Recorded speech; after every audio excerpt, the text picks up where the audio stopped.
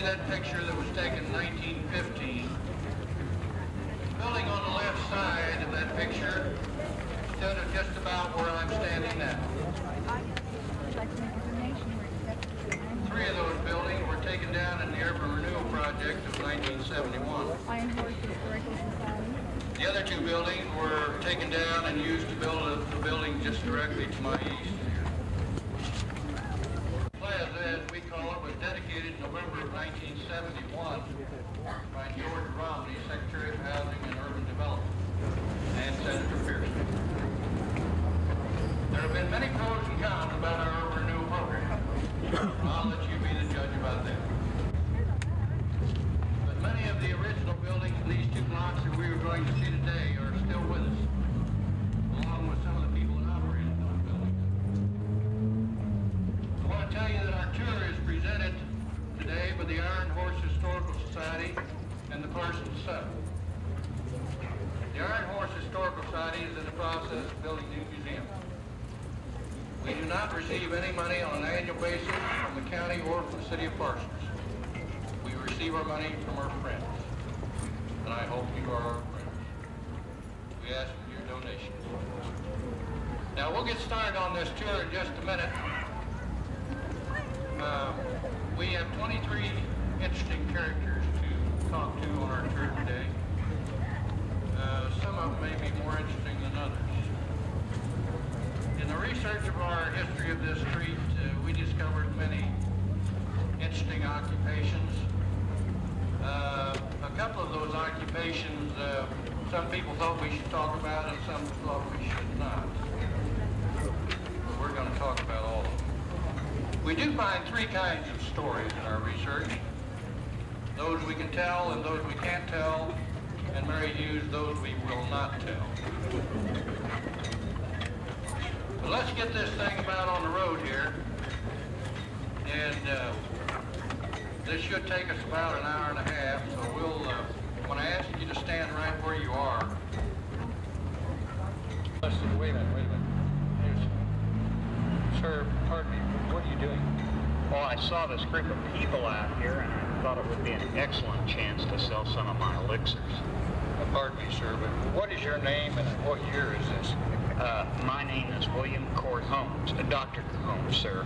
This is 1905. Well, Doctor, are you in business downtown here? Oh, yes. I own that drugstore right across the street there. Well, how long have you been in business over there, Doctor? I was in business. I started in 1876.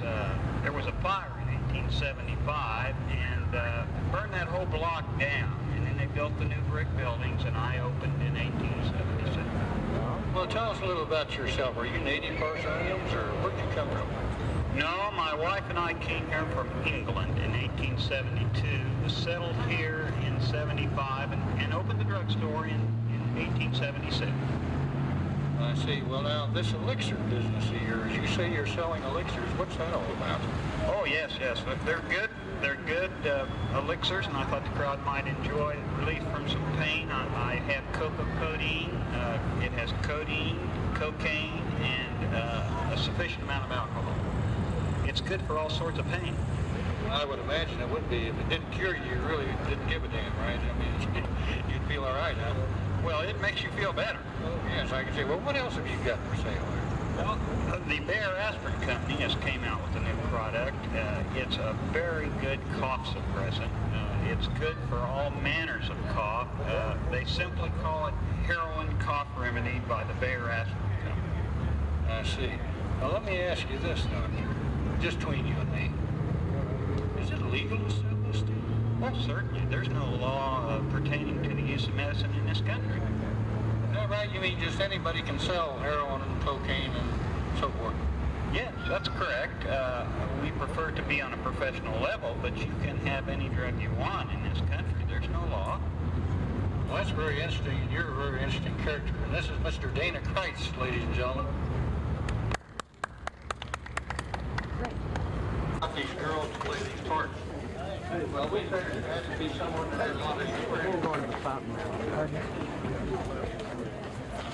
Now, if you'll all just come with me, Pardon, if I got a deal for you. pardon.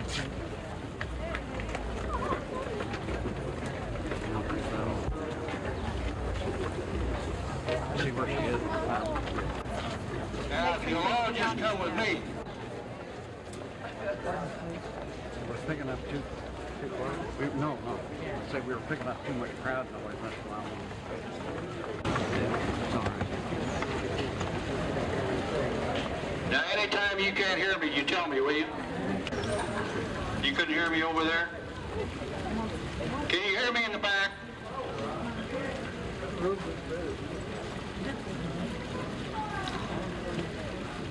Well, let's get this thing started. And looky here. Good afternoon, ma'am. Hello. Could I ask you your name and what the year is? I'm Katie, and it's 1873. 1873, Katie.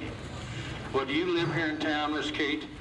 No, I live about 10 miles west of town. My mom and pa and my brother and I operate a little general store. I just came in for some supplies today. It's kind of on the road from Fort Scott to Independence, where a lot of travelers go.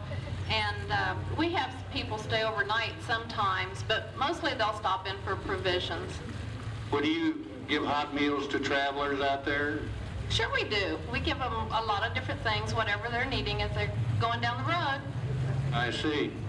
Well, are you interested in anything else? Do you have any other interests, Miss Kate, besides the grocery and the hot meals? Well, I have a job in Cherryville at the hotel once in a while, but I also do seances, and I can heal things. You might have seen some of my posters on the streets. I noticed you were limping when you came up here. I could take care of that knee for you. I bet you could, don't you? Oh,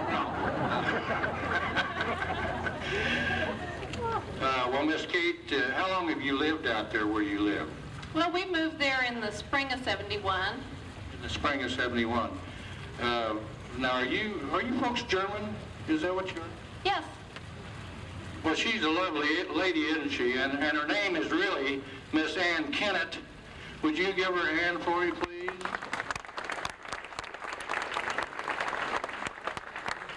I knew there was something we forgot. I did not get her last name. Does anybody know what Kate's last name is? Bless your hearts. I was worth it, wasn't it, Ann? Thank you. Right over here. There we go. And we're coming through. These ladies get prettier all the time, don't they? Good afternoon, ma'am. Good afternoon, Maynard. Could I ask your name and the year, please? Yes, my name is Anna Flynn, and it's 1919. 1919. Well, do you work uptown here, Miss Flynn? Oh, my goodness, no, Maynard. Don't you know bankers' wives don't work? Oh, I see. Oh, your husband is a banker. I say, what's your husband's name? His name is Thomas Michael, but most people call him TM. I say T.M. Flynn. Now, you say he's a banker. What bank is he involved with? He's president of the State Bank of Parsons. I see, and that's close here somewhere, I believe. Well, tell us a little bit about your family. Do you have children and this sort of thing? Yes, we have 4 children. We have one son, Joe, and we have 3 daughters. We have Louise and Emma and Paula. I see.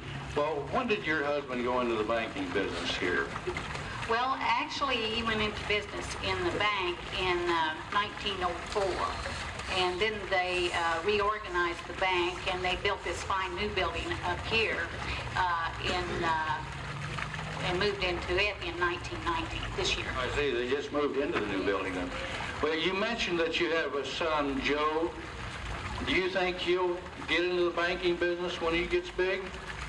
Well, I don't know. You know, he's a teenager now, and you just don't know what these teenagers are going to do. You just really don't, do you? Well, now, is TM in any other kind of business besides the banking business? Oh, my, yes. He is so busy all the time. And, of course, we have the clothing store over here at 1900 Main, the Flynn Clothing Store. Oh, at 1900 Main, where the First National Bank is now. Well, you're a very interesting lady, and I've enjoyed visiting with you. And this is Therese Flynn, ladies and gentlemen.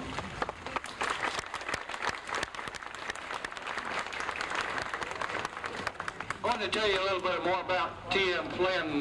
Where the theater stands here, a railroader built that building in 1892, Mr. Russell. And the first tenant in that building was the Flynn Morris Clothing Company.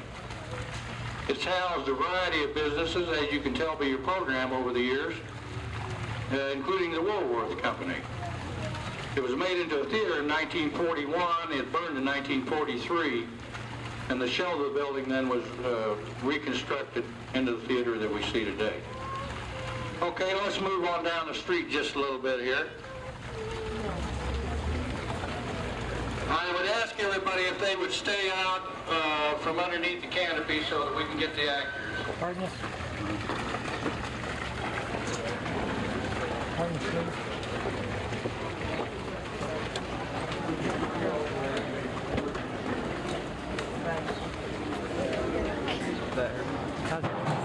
Twist it around. There we go. Right there.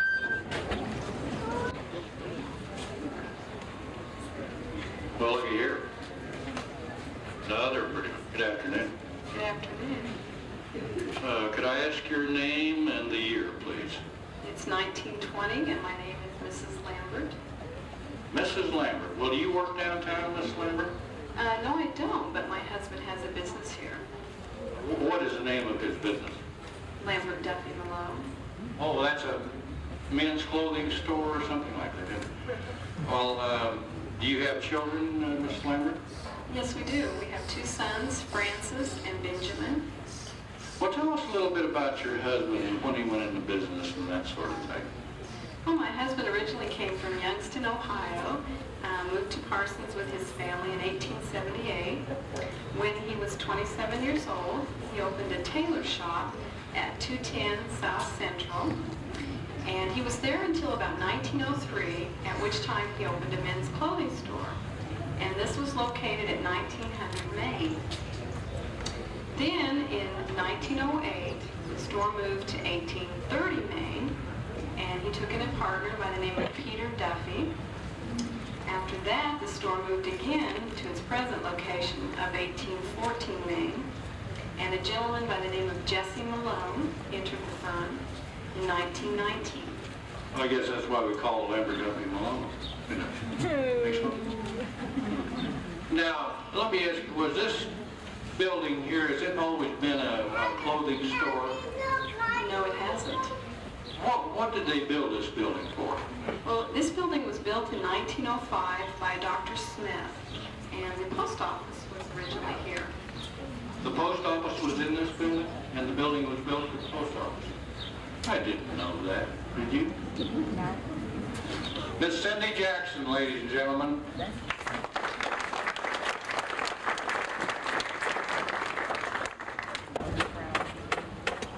Well, here's a lovely lady here. I wonder if she was. Let's look at it. Right here, this Can bit. I ask your name of the year, ma'am? My name is Irene Piper, and it's 1911. 1911. Well, Miss Piper, do you work downtown? Why, my husband and I own this fine jewelry store behind us. Oh, yes, Piper's Jewelry. Well, that's very interesting. Well, tell us a little bit about yourself. Are you, you have children and that sort of thing? Well, my husband came to Parsons in 1873 from Richmond, Virginia. He married me, Irene Winters. I'm from Oswego in 1877, and we have three lovely sons, Frank, Joseph, and Burton. Well, that's very nice. Well, is this your first venture into the jewelry store, this building? When did you buy this building? Well, we just bought this building 2 years ago in 1909. We did a lot of remodeling to it inside and out. What did you give for this building when you bought it? Heavens, we paid $12,500 for this building. That was a lot of money in 1909, wasn't it? Well, listen, where were you in business before you moved in here? Well, before this building, we were at 1826 Broadway. Prior to that, we were at 113 South Central. See, that's very interesting. And this young lady is Brenda Kaler, ladies and gentlemen.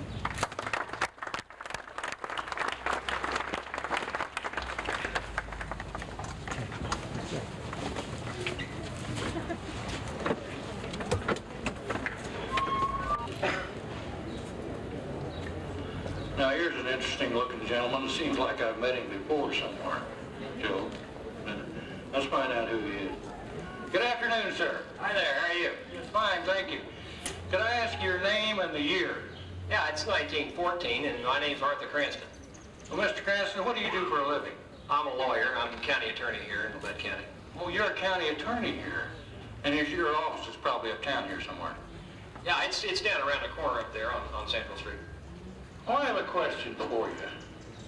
What's going on in the world in 1914 that we'd be interested in 1990? Is there anything going on?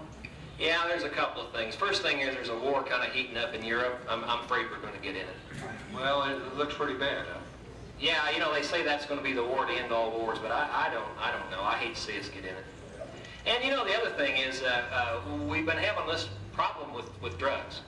With drugs? 1914, you're having trouble with drugs? Oh, we've had a tremendous problem with the importation of drugs from South America and various countries down there. It's really created a big problem for us, and Congress just recently passed the Harrison Narcotic Act to try to do away with that. What it does is it requires people to have a prescription to get these kinds of drugs, and it licenses the pharmacists and the doctors that are going to sell them.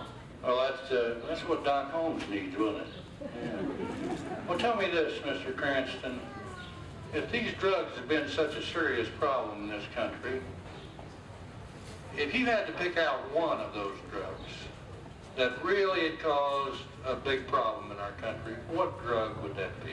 Oh, that'd be easy. That'd be easy. It'd be cocaine. Cocaine. This is Richard Durst, ladies and gentlemen.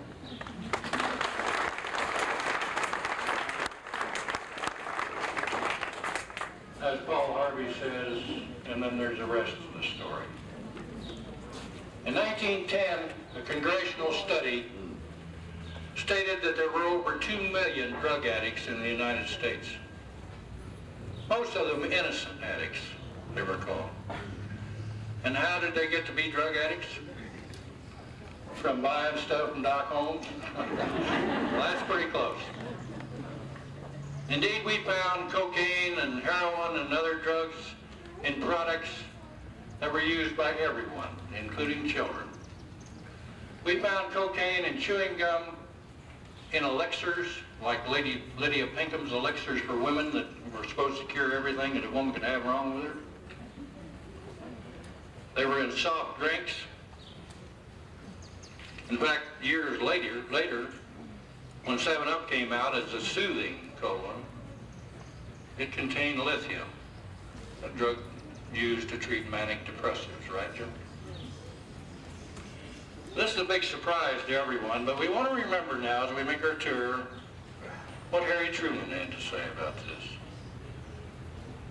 Harry said, if you think you've discovered something new, you just don't know your history. Now, if you'll stay put for just a minute and let me get ahead of you, we have a surprise for you. Let's meet this lady right here. What do you say? Good afternoon, ma'am. Good afternoon, sir. Could I ask you what in the world's going on up here with these signs? And who are you and what year is this? Well, I'm Fanny Cooper Atkinson, and we're having a women's suffrage meeting this afternoon. And I see that you brought a nice crowd with you, and I have some words to say if you would permit me to do so. Yeah, I guess so. You, is that all right?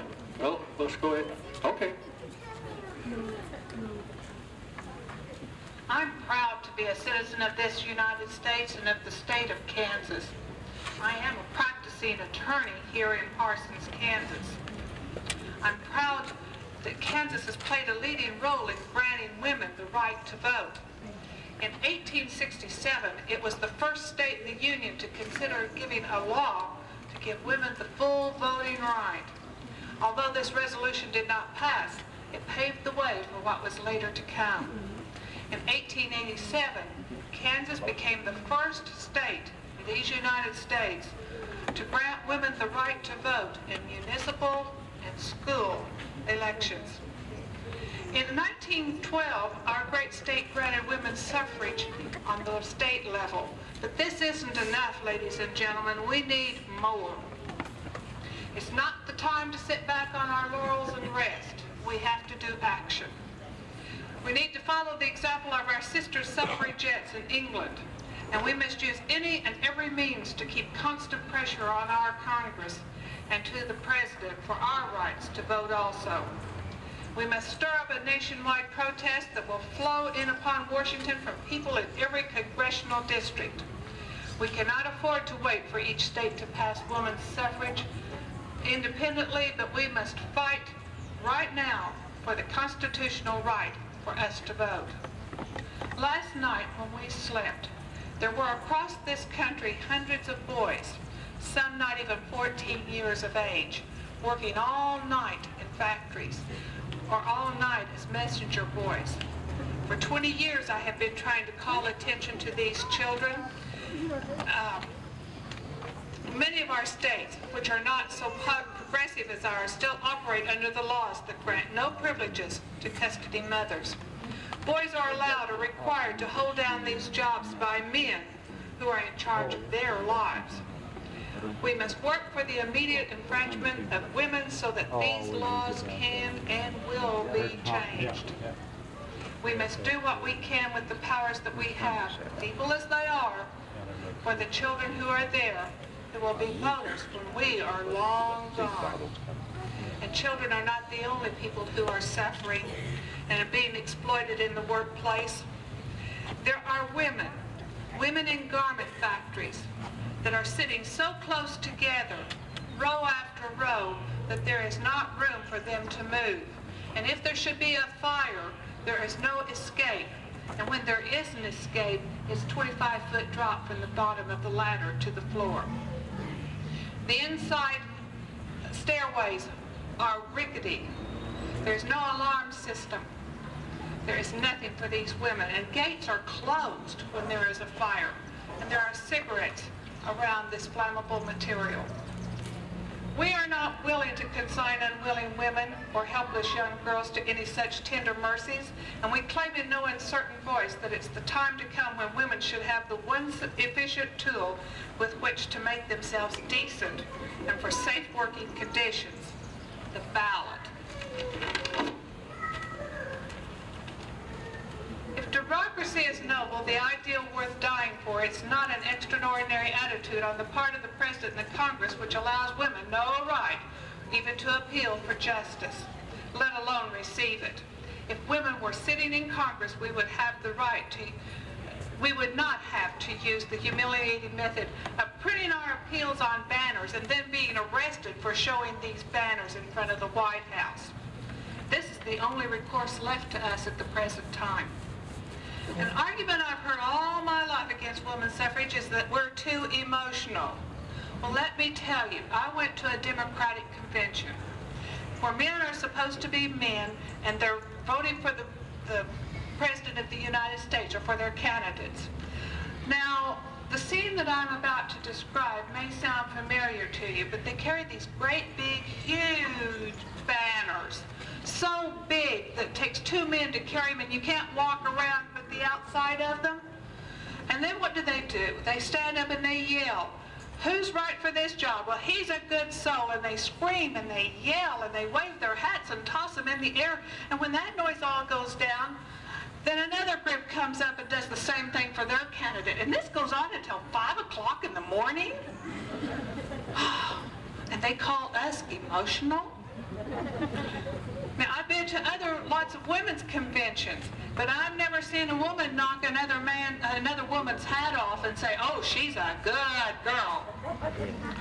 We're perfectly willing to admit that we are emotional. We've taken our handkerchiefs and we wave them in the air to show our patriotic duty, and when we sing, blessed be the tie that binds. We need this constitutional amendment. A true constitution must create a government that provides for a stable economy and a stable environment in which free people can prosper and grow. There is inherent and wealthy tension between freedom and stability. It's a delicate balance that must be struck and maintained. Stability without freedom is tyranny, and freedom without stability is anarchy. The framers of our Constitution have inadvertently created a tyrannical situation for the substantial portion of today's and America's not recognizing women's right to vote.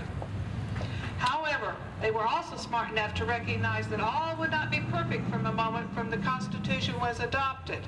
They therefore gave us means of peaceable change, even in the terms of Constitution itself through Article 5. We would prefer that this battle against tyranny be brought about peacefully. But if that's not meant to be, then we're committed to do what we have to do to have the right to vote.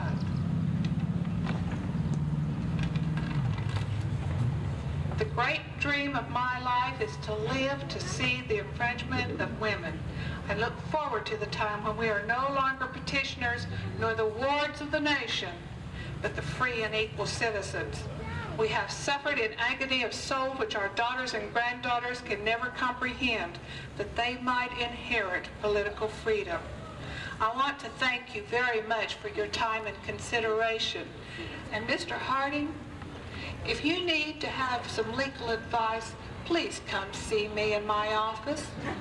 Well, thank you very much. And that is Virginia Prather, ladies and gentlemen. Jackie, do you think we ought to give women the right to vote? After that, we couldn't turn it down, didn't we? Won't stop. Okay, let's go. Pardon us. Hey, if you just follow me down to the corner. Pardon us, please. Are you all here?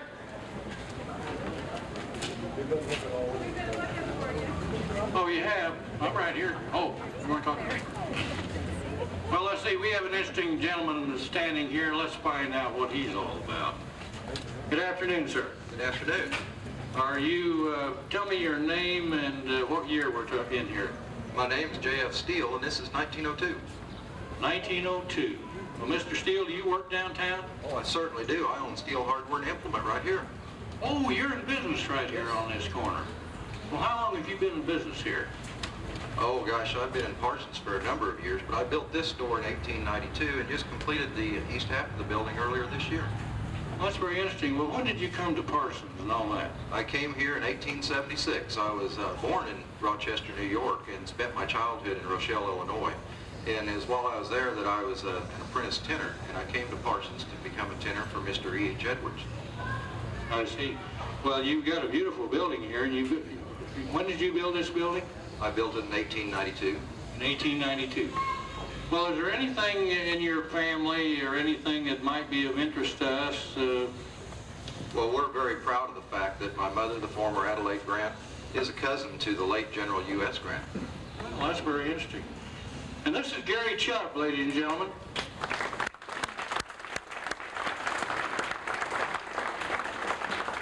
There's just a little more to the story about Mr. Steele. By 1928, we found that Mr. Steele was president of the commercial bank. We also found that he was one of the originators of the Parsons Country Club. John. Mr. Steele was an avid golfer. On the day of his death, he was on the 7th hole of the Parsons golf course, just made his putt, and he dropped over dead. Most of my friends that are golfers says that's the way to go. So let's go on down the street.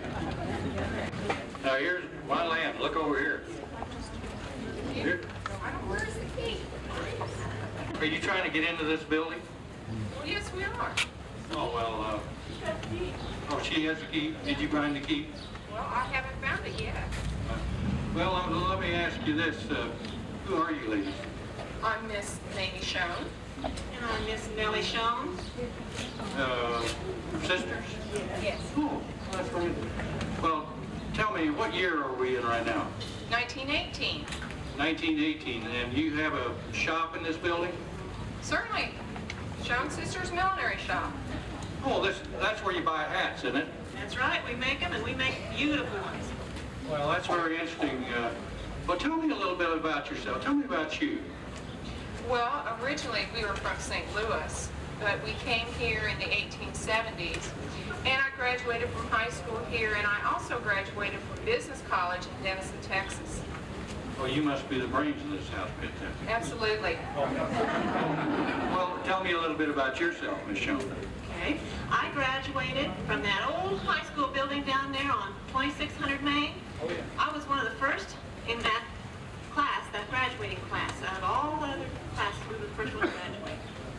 Well, that's very interesting. Ladies, there's a question that I've been wondering about. Neither one of you have ever been married? Well, not yet. We do have some prospects. Well, we can't talk about that right now.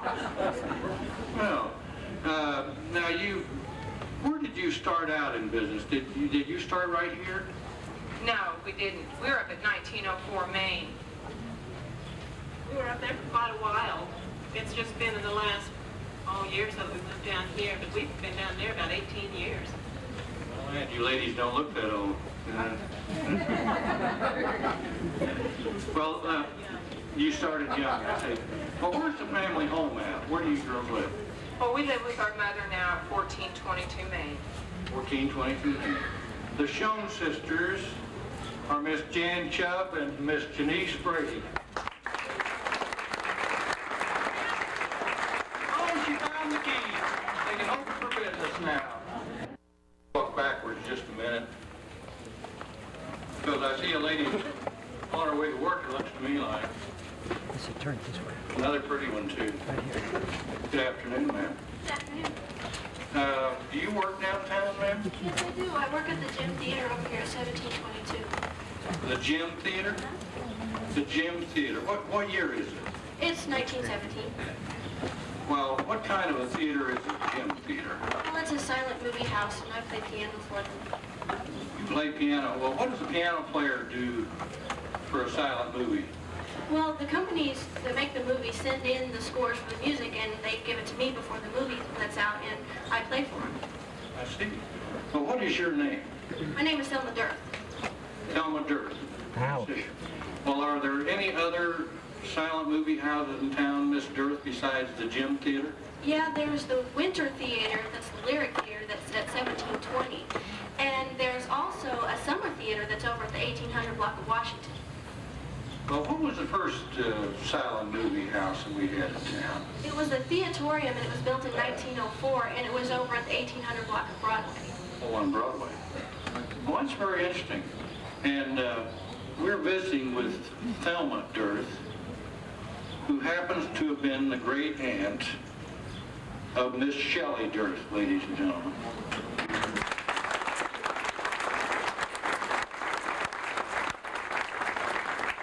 She's got to go to work, or we'll talk to her longer. She's late now. Well, let's go on down the street and see who else is down here. Now, all of you underneath the canopy back there, if you would go out around, you can see a lot better right over here.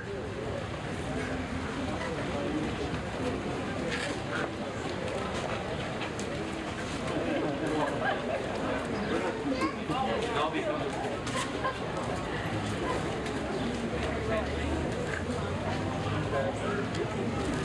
Are we having a good time yet? Have you found any of this interesting or fun or informative or anything else? Why it's not raining? Well, we've met some interesting characters so far, haven't we? I wonder if we're going to meet any more. Well, good afternoon. Can I ask your name and the year, please?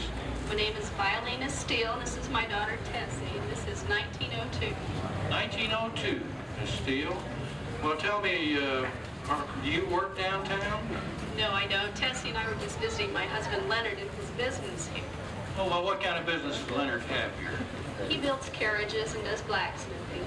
Oh, he has a blacksmith shop in this building. Well, that's very interesting. Well, tell me a little bit about you and your family. Well, I come from Oswego. Leonard came from Kings County, New York in 1860 and moved to a farm a little bit west of Fort Scott and lived with his family there for a while. And then you moved down to Labette County. Yes, we did. When did you move to Labette County? We moved to Parsons in 1875. We live over at 1628 Belmont. I see. Well, when did Leonard build this building here? Yes, he did. He built this building in 1881. I see. Well, that's very interesting. 1881. This is 1902. And this building is still standing in 1902. It must be a good building. I believe it is. Well, this is Miss Rhonda Etter, ladies and gentlemen, and her daughter.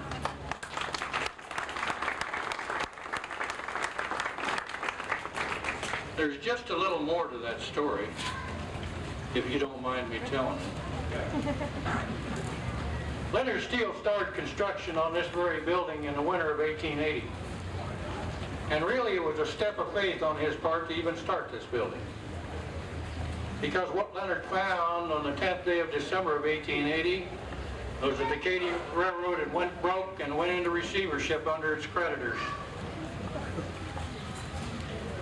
Ironically, just 2 years later, we found 120 new homes being built in town. Now wait a minute. If the Katy's going broke, why are they building new homes? But what we found was that in 1881 we found our mayor and members of our city council bill in Philadelphia and Boston and New York City, and what were they doing? They were offering small industry 5-year tax abatements to come to Parsons, Kansas and open their factories. No, I didn't say 1990, I said 1881. Now, were they successful, Dana? The first factory they brought in here was a starch factory, of all things, but it employed 100 men. The next factory was a flour mill factory, employed 200 men.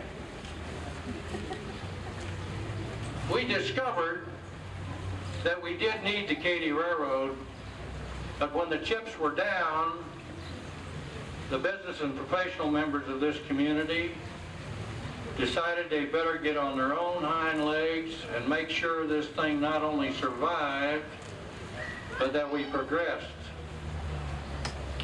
And remember what Harry said, if you think you've discovered something new, you just don't know your history.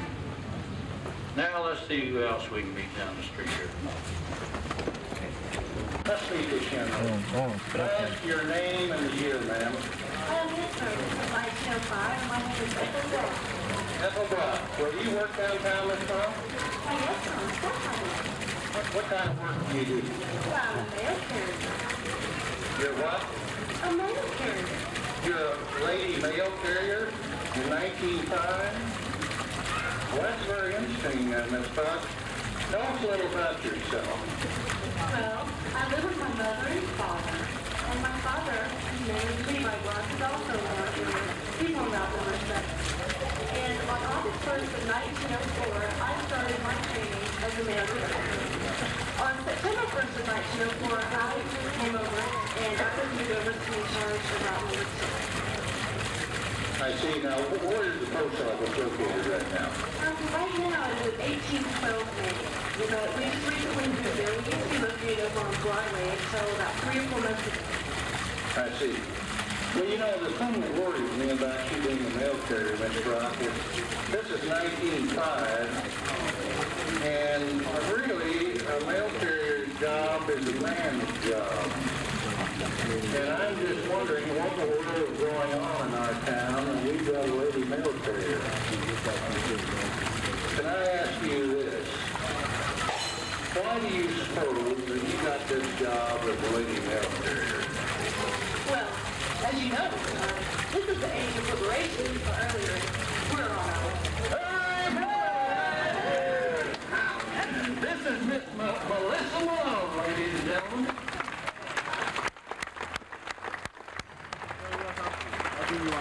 Melissa is one of our new members, and she's going to be with us for a long time. Well, we had a good time up to this point. Yeah. We're about halfway through. We're about halfway through, and we want to take a little break. The sarsaparilla stand is in full bloom right over here. We also have the hand fans for sale for $1. That says that if you are a fan of the Iron Horse, indeed I hope you are. We also have buttons, souvenir buttons for the tour. I have to give mine away. But we're going to take a little break, and then we're going to start right over here on the north side of the street in about 10 minutes. We also have the vaudeville and burlesque tickets for sale at the sarsaparilla stand.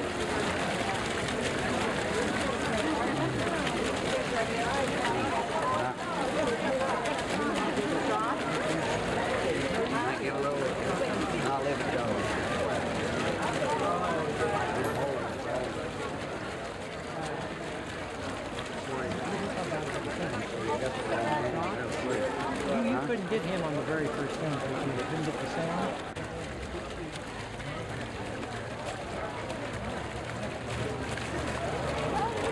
How are you? Everything's going well, man. Happy. Oh, yeah. Now you're rolling.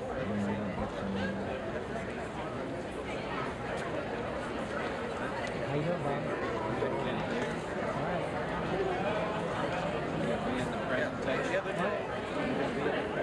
No, I'm just running.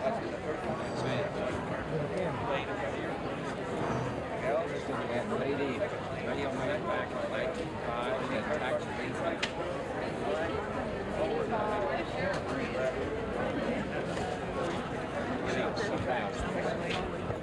I saw that job, drugs. I saw that job, Dallas Roberts. We think Cardinals is wild now. That's in between. That was yours.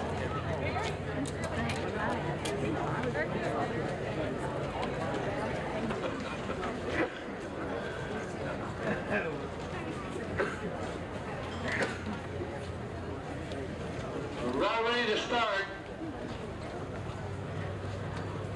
We've got two pretty ladies here.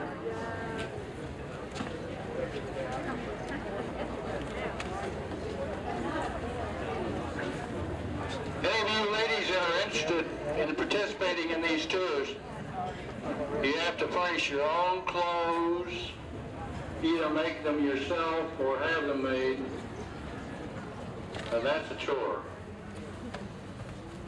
Okay, we about ready? I want you to meet this lady. Good afternoon, ma'am. Good afternoon, Mr. Harding. Could I ask you ladies your names and what year this is? Well, this is 1908, and I'm Hattie Ham. This is my daughter, Bertha. This is Bertha. Glad to meet you, Bertha. Well, Miss Ham, are you ladies just downtown shopping, or are you in business downtown, or what? Actually, yes, we are in business right here. We had a business prior to this one right across the street. My husband, Thomas, moved here from Iowa in 1890, and he started a livery stable right over there in the corner. Then in 1890, or in 1905, I'm sorry, we built this livery stable right here, and it was a two-story wooden building, and after a while it burned, and we had to build another building here on this corner. They had a fire here in this block, huh? Well, that's interesting. But tell me a little bit about you. Do you work outside the home, or you take care of the home, or? Oh, I'm a homemaker. Nothing wrong with that. Oh, nothing at all. Well, now you have a daughter. Do you have any other children? Yes, I do. I have a boy named Fred. Fred's out back in the alley playing marbles with the other boys. Oh, I see. Well, you're a lovely lady. And this is Miss Linda Schreppel and her granddaughter. What is her name? Ryan Bohannon. Ryan Bohannon. Would you give them a hand for me,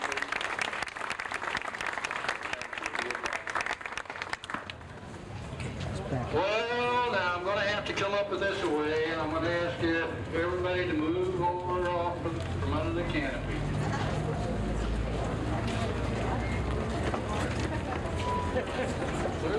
Hi, Doc. Got another one or two.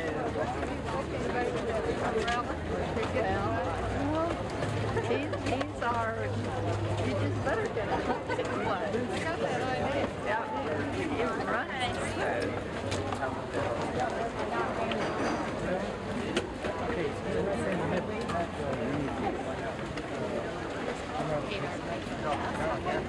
Bring it around right here. Too much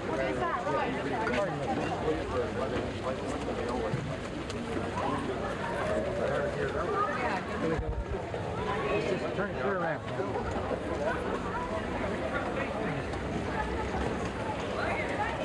Let's see. Now we're going to have to go straight in. Straight in. Well, now here's a gentleman that looks like he's been working out here cleaning windows or something. Let's find out about him. Who are you, sir? I'm H.W. Smith, the manager of the Crest store here in Parsons. I hope you all come back tomorrow. We have a grand reopening of the store tomorrow, January 1st, 1908. Oh, this is 1908. Oh, yes, sir. Well, is this the first store that Crest has had in our community? Well, it's on the original location. The first store was opened November 23rd, 1906, but then 10 days short of a year's anniversary, there was a big catastrophe in this block of town, and we had to rebuild. Wait a minute, there was a catastrophe and you had to rebuild. What was the catastrophe? Oh, it was a major fire, but everybody knows about that. It was in all the papers. Oh, it was. Well, just in case somebody didn't read about it. Sarah, did you read about the fire? Tell us how this fire got started and all that stuff. Well, it started right over here on the corner of 17th and Washington. Two boys were up in the loft of the livery stable smoking, and that's how the fire started. It traveled all the way down Washington Street, jumped the alley, and took most of the buildings on this side of town. It took the Ham Livery Stable, the Crest Store, and the First Baptist Church. Now, they've relocated down in the 1600 block, but we just be rebuilt right here. Well, that's very interesting. I didn't know about that fire, did you? Would you say thanks to Mr. Chris Ridholler for me, please?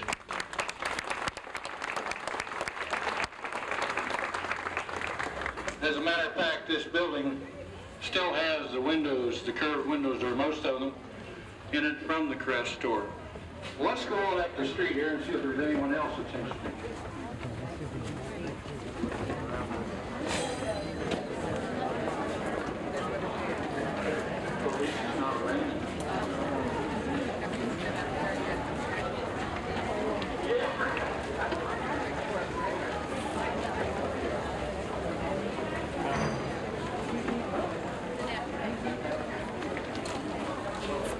I see Kate Bender's still with us. Keep looking, sure. Jack, we're going right up in front of Penny's. I need you guys out in front of this planet. We're going to be right out in front of the plant.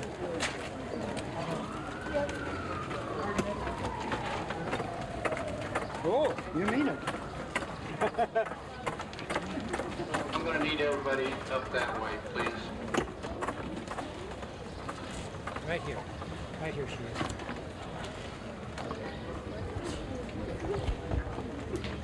Why, good afternoon. Could I ask you your name and the year we're in? Why, certainly. My name is Sarah Knapsiger, and this is 1928. 1928. Well, Sarah, do you work downtown? Oh, no, I'm just waiting right now. My husband is the manager of Penny's. Oh, he's the manager of the Penny store. What's his first name? His name is Joseph. Joseph Nassar, 1928.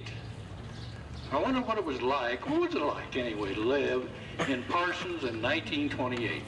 It was wonderful. As a matter of fact, right now, I'm waiting for my husband because we're going down to the brand new Municipal Auditorium. We just recently completed it, and we're so excited.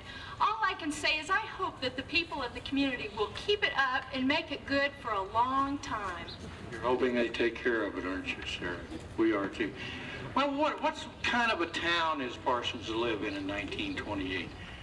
You know, what's going on? Are there other things to do besides the municipal building? Well, it's strange that you should ask. The reason that I'm here to pick up my husband, we're going down to the Municipal Auditorium to hear the New Katy Minstrels this evening. And do you know, the interlocutor tonight is Payne Ratner. He is wonderful. Oh, Payne Ratner a little later became our governor, Joe.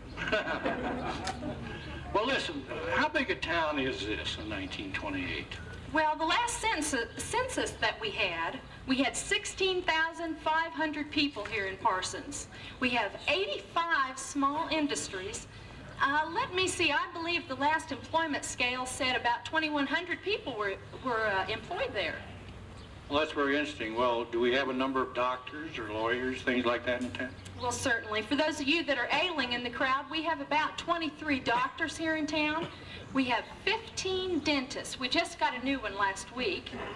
Let me see. Oh, for activities, anybody want to go? We have 19 saloons. And we have 5 pool halls. My husband has enjoyed a game of pool, time or two. Well, that's right. Well, what about grocery stores? Someone said there were neighborhood grocery stores back in the 20s. Well, that's one of the best things about Parsons. You don't have to walk more than a block and a half to get anything that you need. We have 72 grocery stores here in town. Wait a minute, Sarah. 72 grocery stores in town? Yes, sir. What do we have, one about every other block or something like that? I believe it's about a block and a half. Every little neighborhood has their own. Well, this sounded like a fun town to live in, Andy, in 1928, didn't it? That's what Huh? Well, would you thank Joan Ray for me, ladies and gentlemen?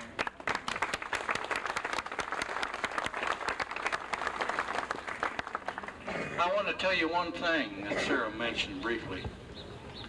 That in 1928, there were 2,131 men employed in 85 small industries in our community. You remember the story about Leonard Steele and building his building there in 81? Well, in 1915, the Katy went broke again. Went into receivership under its creditors. In 1922, we had one of the biggest railroad strikes in this country, right here in our town. Most of the union shopmen that went out on strike didn't get their jobs back. So why is Parsons doing so good in the 20s? Well, do you remember what happened in 1881, Hugh? The people in this town decided we weren't ready to give up, regardless of what happened to the Katy. So we found our Chamber of Commerce members, our city council, and our mayor back out on the road looking for industry. Were they successful? That's where the 2,131 jobs come from. You probably thought that'd never happen again, didn't you, Dick? Now, I'm talking 1928, not 1989. Remember that. Okay, let's see who else we can find on our street.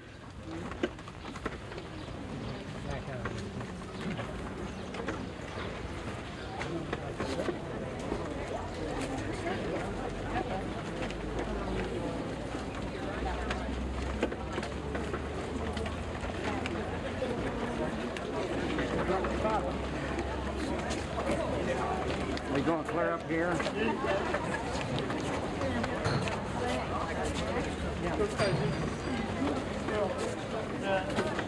Which way are they going to face? Right here.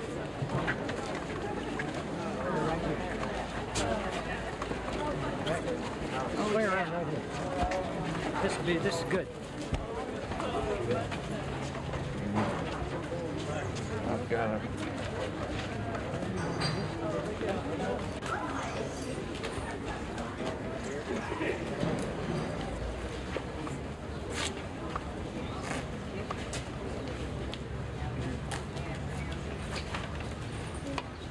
Before we start with this beautiful lady, I want to tell you we have some visitors from Fort Scott with us today.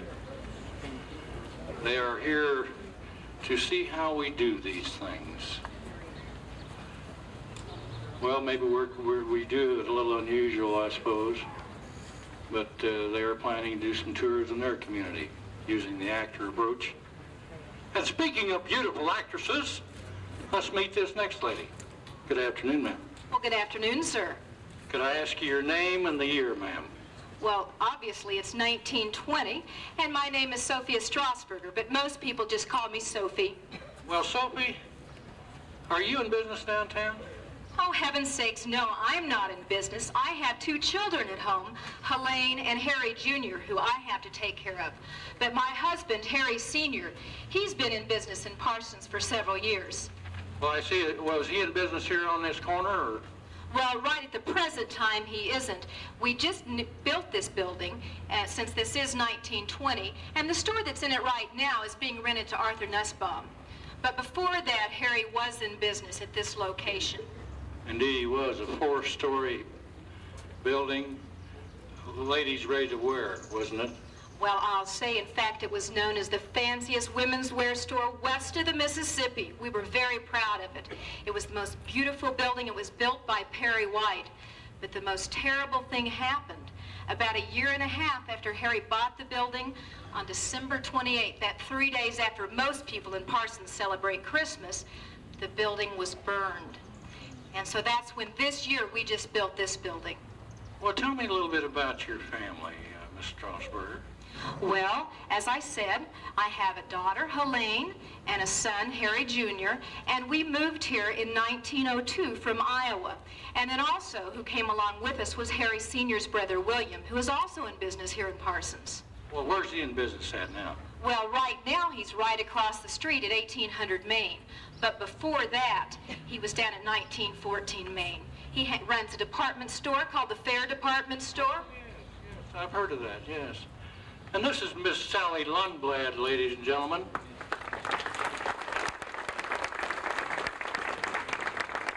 She happens to be playing the part of her own grandmother. And her father, Harry Strasburger Jr., is in the audience with us today. And Harry, I believe you're going to have a birthday in July? 86? 87. Bless your heart.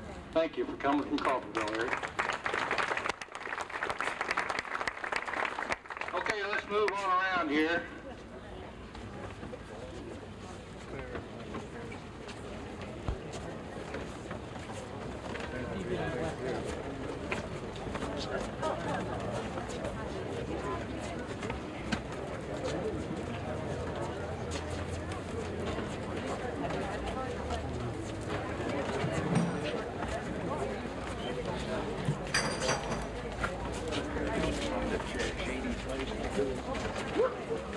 Now we're going to have some entertainment here.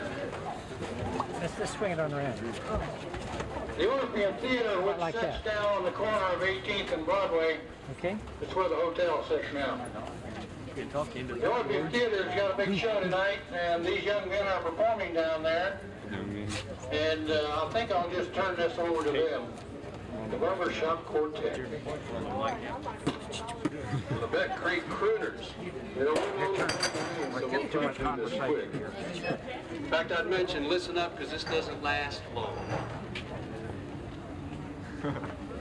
Oh, Daddy, get your baby out of jail. Come and get someone to go my bail.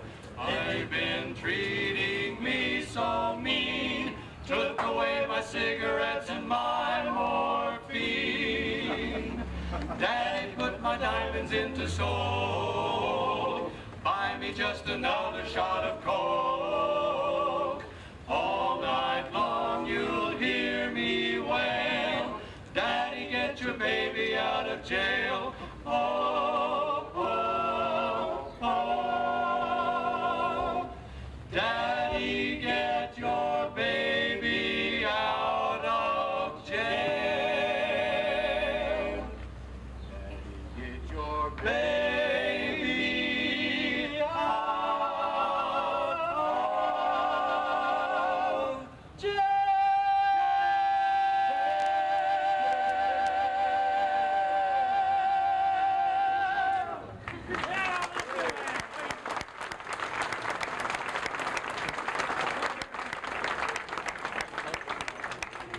On my right, singing first tenor, you've met him before, Chris Redhaler. He sings too, quite well. On my far left, we moved him down a notch from straight baritone to bass, Pete Hughes.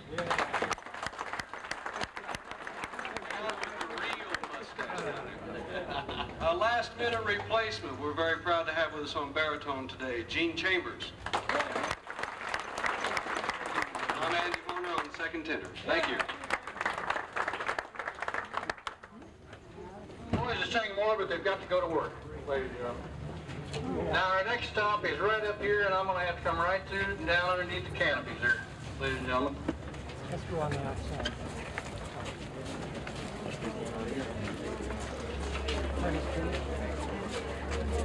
Where is it going to be?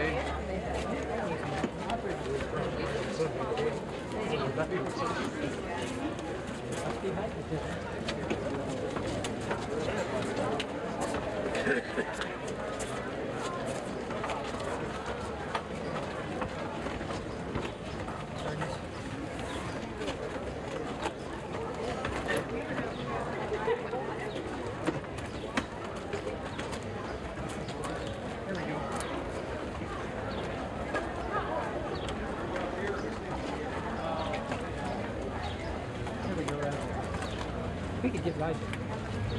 stand up on that thing. Come on down, everybody. We're going to have the drawing in just a minute. You want to be here.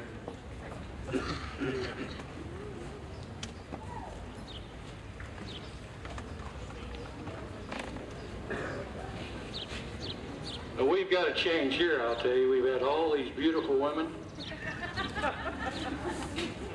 Good afternoon, sir. Good afternoon. Can I ask you, sir, your name and the year? My name is John Schmitz, and the year is, 1903, really. 1903? Yeah, well, I don't know about that. Can I ask you, sir, are you in business downtown? Yes, I'm in business right here. I started out, I'm, a jeweler. Do you have any jewelry with you that I could change for a zirconian or something? Anyway, I started out, you talked with Mrs. Pfeiffer earlier. Joe was my protege, or he was my teacher. We had over what is now the southeast corner of the First National Bank building. And then Joe moved over on Broadway in the 1800 block. And I opened my store right down here at the First National Bank building up in the northwest corner. And then I moved back and forth in the 1800 block of Broadway, and I finally settled here. Well, you finally settled here. You sound to me like you moved a lot. Yeah. Well, why did you decide to move into this building here? Well, because my sister Kate bought this building in 1903. They had a famous song they wrote about my sister. If you could shimmy like Kate. Well, let me ask you this. Your sister bought this building. Do you have any idea when this thing was built? It was built in 1898 by Mary Moore, who still works at the First National Bank building. A lot of people know. That's the same Mary Moore. Yeah. Well, this is the same Gary Cantrell, ladies and gentlemen, from KRKZ. Thank you,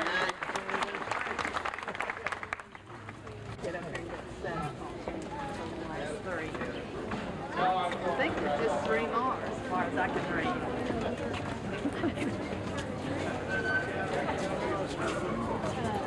One for that bridge. Swing her around. Down in that.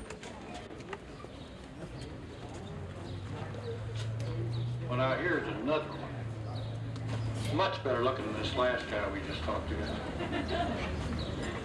Could I ask your name, ma'am, and the year? I'm Miss Olive Lindsay. I'm a single lady, Miss Lindsay. The year is 1905. 1905. She's single, isn't she? Well, do you work downtown, Miss Lindsay? I sure do. This is my chili parlor. I'm so proud of it. I've been here about a year now. I came in 1904. And my building, they tell me it was built in 1880 by Mr. S.H. McCormick, but now I just rent it from a lady named Mary Lyons. I see. Well, now you have a chili parlor in here, so you must serve chili. Do you have a certain kind of clientele? Do you serve railroaders or bus drivers, or who are most of your customers? Most of my customers are the Katy Railroad men. My mother told me the way to a man's heart was through his stomach. Now, I'm not looking for a man, but I do cook good chili, and they do come and eat it. Well, yeah, I'll bet you're a very interesting lady. And I do live at 1404 Washington. 1404 Washington. Any of you single men out there that might want to know that. 1904, 1905. Well, what's going on in town? Is there anything going on that we ought to know about? Well, back in September, the train pulled in down here at the station, and guess who got off? Who? Carrie Nation. And did she cause a sensation? She came down here knocking cigarettes out of those young boys' hands. I tell you, you never saw such looks. They were kind of glad when the train left, and she did too. That's right. Well, what else? Is there anything else going on right now? Well, you know how the city council people are. This is Johnson Street now, but they're not happy with that name. They want to change it to Main Street. Are they going to do that? Well, they usually do what they want. Well, the city council usually does. Well, are there any new businesses downtown that we ought to know about or anything? Well, I don't know whether you need to know about it or not, but there's a new one down here in the 1900 block. you'll probably run into one of those ladies. They kind of walk around the streets like their top and their bottom's not adjusted together. They just kind of, they get a lot of attention. Is that right? I can't figure out what kind of business they'd be in. Did you? Well, you're a very interesting lady. And this is Miss June Crabtree, ladies and gentlemen.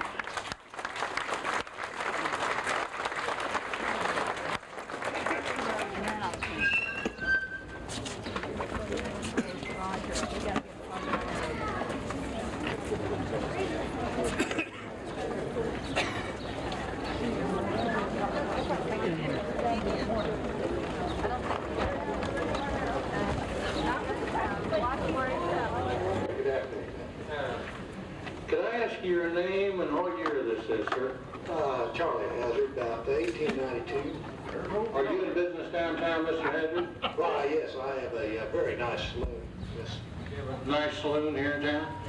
Well, let me ask you this. What in the world are you doing running around downtown, your underwear, and you've got a bar of soap and a bath towel? What are you doing? Well, it was late night last night, and I'm on my way down to take a bath. Where are you taking a bath at? At the bathhouse. At a bathhouse? Well, what's a bathhouse? Why, I can take my bar of soap and my towel and get a bath for 25 cents, hot water. And then they go ahead and use that sweet smell perfume. Is that right? Well, what's the name of this bathhouse you go to? I don't know. It was the Smith Brothers. There's three up here in town. That Smith Brothers that I'm going to, and then the YMCA. Another one I don't know. Well, you're a very interesting gentleman, to say the least. And this is right your area, ladies and gentlemen.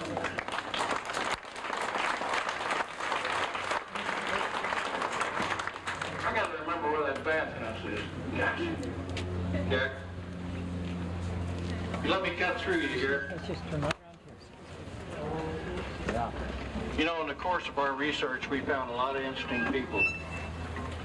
Don't get in too close. We found a lot of interesting people working in our community, all kinds of jobs, occupations. Some of them we couldn't find the listing for their businesses in the city directories. We never knew why, of course. But here's an interesting looking lady here.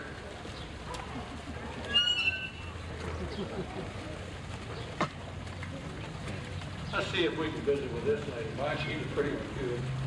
Can you hear me? Good afternoon, ma'am. Good afternoon. Could I ask you your name and what year this is? This is 1925, and my friends just call me Big Red. Big Red. Well, let me ask you this, Big Red. Are you in business downtown? Well, yes, I have a business just down the street next to the bank down there, and I employ 5 women. Well, what kind of business is it that you have down there? Well, you could call it service-oriented. Well, are you the only one that has this kind of business down here? Oh, my, no, there's others. However, none of them are quite the quality or the discretion that I have. I understand. Well, now, this is a service business. You probably offer several different services, don't you? Well, yes. However, it really should be noted that probably the most important thing in our business is to be a really good listener and to be sensitive to the needs of our clients. Doesn't that sound interesting? Would you thank Miss Carol Bush for us, please?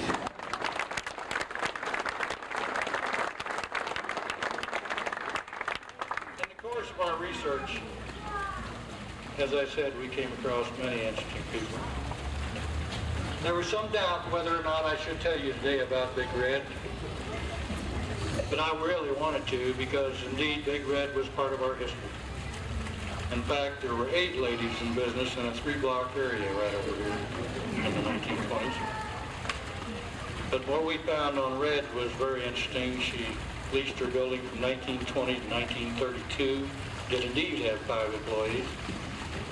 I tracked her to Colorado Springs in 1933. Lost her there. But in the course of the research, I ran across a gentleman who was 87 years of age and has lived in Parsons all of his life. And I said, Ed, I have a question for you. Did you ever run across a lady by a certain name? And he said, oh yes, you mean Big Red. And I said, well, I'm talking to the right man. I said, well, tell me about Big Red. And he said, well, Red was a beautiful thing. And I said, I kind of figured maybe she might be. He said she dressed well, had excellent manners, gave to all the charities in town, and women just didn't really know what to do about her because she didn't look or act like she was supposed to for a lady in her line of work. But that's why I brought Red out today, and Miss Carol Bush. I want you to know that she made this outfit to play Big Red.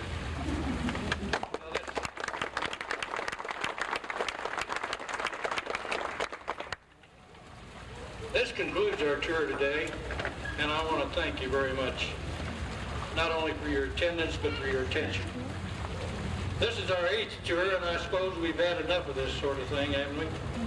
No. October 7th at 2 o'clock in the afternoon at Oakwood Cemetery, we will present our 9th historic tour of Parsons. On Saturday, the 6th of October, the day before, we have our Fall Festival. Those of you that are from out of town, we would like to have you back with us. This will be our 4th trip to Oakwood Cemetery and its Civil War soldiers, and we welcome you. I hope that these tours, for those of you that live in our community, are of not only a fun nature, but of an educational one as well. We hope that our presentation of our history makes you think a little more about the community in which you live. And I hope I haven't talked your leg off today, but I thank you for your attention.